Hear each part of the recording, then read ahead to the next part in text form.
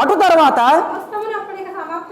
సమస్తమును అప్పటికి సమాప్తమైందని యేసు ఎరిగి లేఖనము నెరవేరినట్లు. ఒక నిమిషం అమ్మా, ఒక నిమిషం ఇలా చూడండి అందరూ ఒకసారి.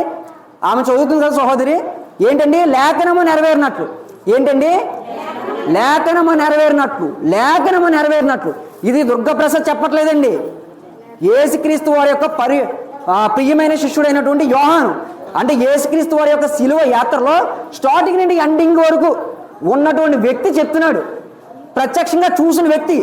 ఏం చెప్తున్నాడండి? అరే బాబు, యేసుక్రీస్తు తప్ప కొనుక్కున్నారంటే మీరు ఏం చెప్తున్నారు? వేరే అర్థాలు చెప్తున్నారు. అది కాదయ్యా, లేఖనము నెరవేరినట్లు దప్పికొనుచున్నానని చెప్తున్నాడు ఇక్కడ యోహాను గారు. అంటే మనం వేరే రకంగా దప్పిగానం కానీ వేరే చోట్లకి వెళ్ళిపోతాం. ఎందుకని కానీ యోహాను ఏం చెప్తున్నాడు? లేఖనము నెరవేరతం కోసం చెప్పారయ్యా బాబు, అది వేరే దప్పి కాదయ్యా అని చెప్తున్నాడు. అందుకని లేఖనం అంటే ఏంటి?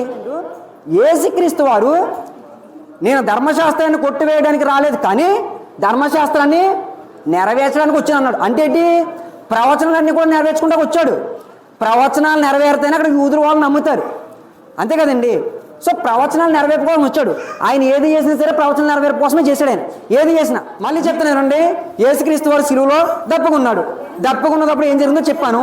అది శారీరకమైనటువంటి దప్పిక కాదని చెప్పాను, ఆత్మీయ దప్పిక కూడా కాదని చెప్పాను, లేఖనం నెరవేరడం కోసం మాత్రమే దప్పుకున్నాడని చెప్పాను.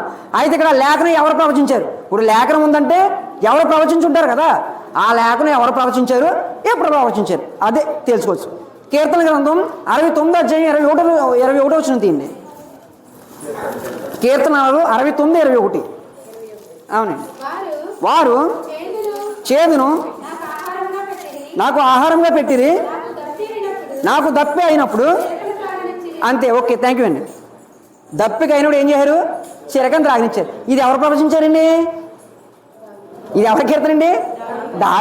దావీదు ఏం చెప్పాడండి? నాకు ఆకలి అయినప్పుడు, అది దప్పిక అయినప్పుడు వారు చిరకనిచ్చారు, చేదుని ఆహారంగా పెట్టారని ప్రవచించాడు. అలాగా ఇక్కడ దావీదు గారు ఏం చేస్తాడంటే ఆయన బాధలో ఉన్నాడు. నిజంగా ఆయన చిరక తాగడంటే తాగలేదు, దప్పుకొని ఉండడానికి కాదు, ఆయన ఆ రకమైనటువంటి కష్టంలో ఉన్నాడనమాట. ఆ రకమైనటువంటి కష్టంలో ఉన్నాడు కాబట్టి ఈయన ఏంటంటే ఫ్యూచర్లో రాబోయేటువంటి రక్షణ కోసం చెప్పాడు. అయితే ఆయన తప్పుకున్నాడు. ఎవరు ప్రవచించారండి? దావీదు గారు ప్రవచించారు. ఆ ప్రవచనం నెరవేరడం కోసం మాత్రమే ఇక్కడ ఈయన దప్పుకొని అన్నాడు. దప్పుకున్న అన్నీ ఇలా ఏమి ఇచ్చారు? చిరకిచ్చారు. ఇక్కడికి ఏమైందండి? ప్రవచనం నెరవేరిపోయింది, అయిపోయింది, అంతే.